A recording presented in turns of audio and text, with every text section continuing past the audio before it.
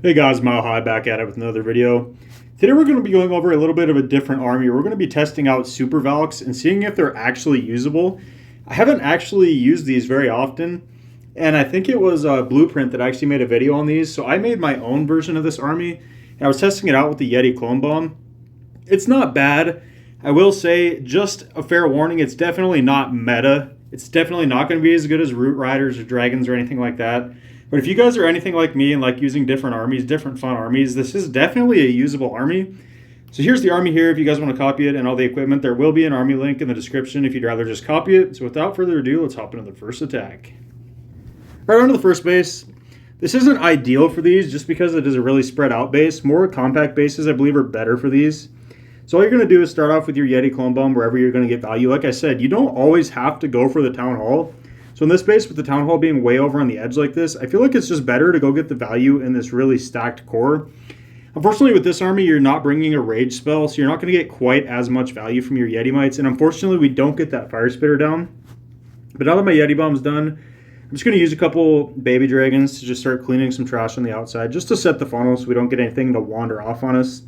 We'll shoot her a Queen Giant Arrow, and the reason we did it like that was to trigger the Invis Tower where the TownHall's at. Wasn't too worried about the one in the core because we're going to path right by there anyway, so we'll just be able to turn around and get it. So we use our queen with her giant arrow and a siege barracks on the right side. You can use the ice golem for there, but if you don't need it, you can always use it with your main army too. It's kind of base dependent. This time we used it with our queen and siege barracks. So you're going to want to hit your warden ability pretty early because you want to get the Valkyries deep into the core, and then when your warden ability wears off, your Valkyries will start to die and will start to drop those little rages, which is really nice, because it'll power your heroes as well as the healers through the backside of the base. You do want your Super Valkyries to die, so it's not going to look like overkill most of the time. Sometimes it will, but like I said, you want your Super Valks to die to rage up your heroes and your healers. So that's ideal. As you see there, we drop them all in the core there. So now we're raged up through the most damage in the base. We do get the TownHall down before that Invis re-triggers. Unfortunately, we didn't make it there in time. I should have delayed my Queen's Giant Arrow just a little bit longer. But now we're just going to basically be watching, you're just watching hero abilities. My RC up here isn't going to get much value because my Hog Puppet is severely underleveled, so they just get absolutely melted. But if you have a better Hog Puppet, obviously it's going to work out better for you. But she still does get a little bit of value. There's nothing much left on the backside. We just have one Ricochet Cannon, which our Royal Champion should be able to damage. And look at this, we still have all of our Valkyries alive. I believe those are normal Valkyries out of the Siege Barracks. I don't think that's Super Valkyries. Actually, I'm positive it's not. We have the normal Valks in our Siege Barracks just to clean out the trash on the outside. As you see here, it's actually pretty overkilled. Obviously, we don't have much of our army left, but that's by design. Heroes are pretty much all still standing. So pretty comfortable 3-star. We're going to hop into another attack. On to the second attack. This is a little bit of a funky base. We're going to drop our Yeti in over here, and we were actually going for the TownHall on this one, but as you're going to see here in a second, we actually don't get the TownHall. But it's not going to matter. Again, it's not maybe ideal to go for the TownHall with the Yeti Bomb since you don't have a rage. Maybe just go for value and try to set the funnel elsewhere in the base wherever you can get more. Because if you have a bunch of battle builders, and on this we have the heroes protecting the TownHall as well as that poison tower, we just don't end up getting the TownHall. So it's a little bit unfortunate. So I'm going to Queen Giant Arrow through the TownHall, and we're just going to start right on the TownHall side just to make sure we don't miss it, because we definitely don't want a 1-star. So that's what we're going to do. We drop the Ice Golem first to protect the Queen and the Siege Barracks, which is nice because they'll be able to trim out the trash now. Really reduce the damage incoming on our main army as well. We're going to hit the Warden ability there. Hopefully those balloons can pull traps to keep our healers alive, which is the whole point of them. And they even get pulled around in the Tornado Trap and cover basically that whole section there, and for some reason didn't pull any traps, which was really unlucky. But we're going to jump out of the TownHall compartment now into this Fire Spitter. Unfortunately, we couldn't really access that monolith compartment because then we wouldn't have been able, we would have had to be inside that TownHall compartment to be able to hit that, but that's all right because we have the King's Earthquake Boots and Spiky Ball to open up the backside of the base, and our Pekkas from our Siege Barracks actually pathed into the core on this one, which is really lucky. That's obviously not what's meant to happen, but as you see here, I do have the triple Ice Golem CC too, which is what you're going to run into 90% of the time if you're in High Legend League. That was really clutch. That Hog Raider and that balloon actually took out the Fire Spitter. If you're in lower Legend League, you'll probably encounter more different CCs. But I can tell you from experience, once you get up high in Legends League, basically everyone's going to be running the triple Ice Golem because they're just trying to force time fills, just trying to slow you down. And look at this. This is way more overkill than the last attack. All 4 heroes still completely full health. We still have a Pekka alive from the siege barracks. All of our Valkyries from the siege barracks are alive. They're just going to shred through these last trash defenses. Nothing this base can do to defend that. This one was absolutely crushed. Like I said, it's not always going to be like that because you're basically sacrificing your army to rage up your heroes in the core of the base. So pathing is everything with this. Use your Yeti bomb to make sure you're setting up the pathing, and you should be completely fine as long as you hit your warden ability at a good time and get a good jump spell. That's basically all there is to it. So let's hop into another attack. All right, I wanted to show this one because it actually ends up being really close. Like I said, it's not always going to be overkill because this definitely isn't a meta army. It is just fun to use.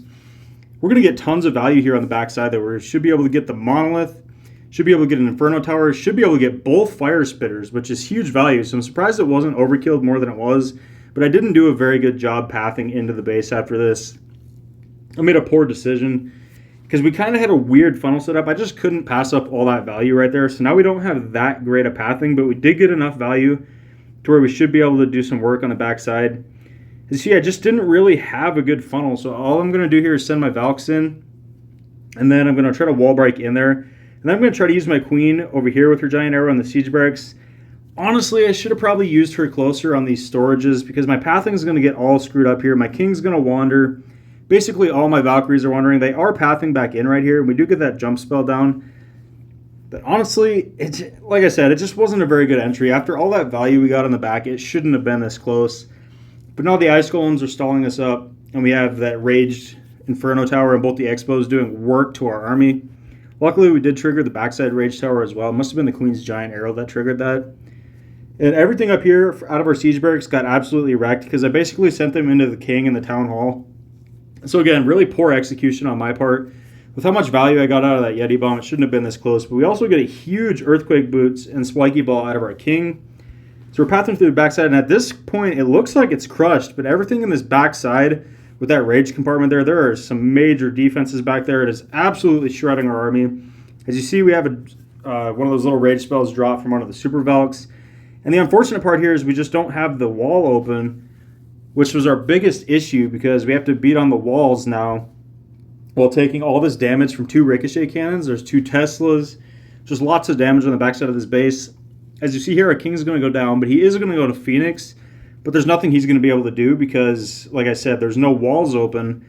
So that's how this ends up being so close at the end because we're just taking so much damage because we had no access to those 2 ricochet cannons. Luckily, our Queen's going to get the Wizard Tower, and our Diggy was absolutely clutch. Our Diggy stuns that ricochet cannon, and we barely pick it up with just a Phoenix and a very low health Queen, so that was really close. I'm going to hop into one more attack. All right, on to the final attack. This base, I didn't really know where to go in from. I am going to come in from the top left over here, and I do kind of screw that drop up a little bit, but it's okay. We just wait one more second, wait for our Yeti Mites to pop out. And I couldn't decide if I wanted to go for the Town Hall, which I did. I think it was a waste. I should have honestly cloned over here into this compartment and maybe could have got more of those defenses down. Because like I said, without the Rage, you just don't get the Town Hall most of the time. So I wouldn't even go for it. If I practice this a little more, I'm going to start doing that. And we barely don't get that Fire Spitter either. So really, we didn't get very good value out of our Yeti Bomb this time. So it's not going to be a huge overkill either, but it was bad execution on my part. I just haven't practiced it that much. If you guys want to use this and actually practice with it, it's obviously going to be a lot stronger. We're going to spam everything in up here after we drop our Queen with her Giant Arrow, and we should have pretty decent pathing here as long as everything doesn't run out and go around the outside. I was a little bit late on my jump spell because I couldn't really decide where to use it, so we're actually going to put it in here, not jump all the way into the Town Hall compartment. All I've got to do is get my Queen, or not my Queen, something in there with range to take out the Town Hall, which is nice because my Royal Champion actually paths right to it. And here we're getting stalled up by the Ice Golems while in range of this multi-inferno. We got a Monolith hitting us, the Town Hall's hitting us. That was a huge damage area. That's what's really frustrating about the Ice Golem CCs, which are really effective against this army, honestly. But if you don't run into those, this army is going to shred right through. But as you see, I had triple Ice Golems in all these attacks, and it does still work. It just really slows you down because it makes you sit still in the high damage output areas of the base, and then all your Valkyries kind of die at once. We've got really good pathing. We've got a bunch of Super Valks actually still alive, which should start dropping their rages. They're going to melt the enemy Royal Champion. We still have our normal Valkyries on the outside. Our Queen's still full health, and now our King and our Warden and our Apprentice Warden, everything in here in the core is raged up from the Super VALKS, which is really nice, which helps us beat through that wall. If we didn't have those rages there, it would have taken a lot longer for the king to break through that wall there. But we're just going to 2 times through the rest of this attack. It's basically cleanup at this point. No hero abilities or anything to pop on my part.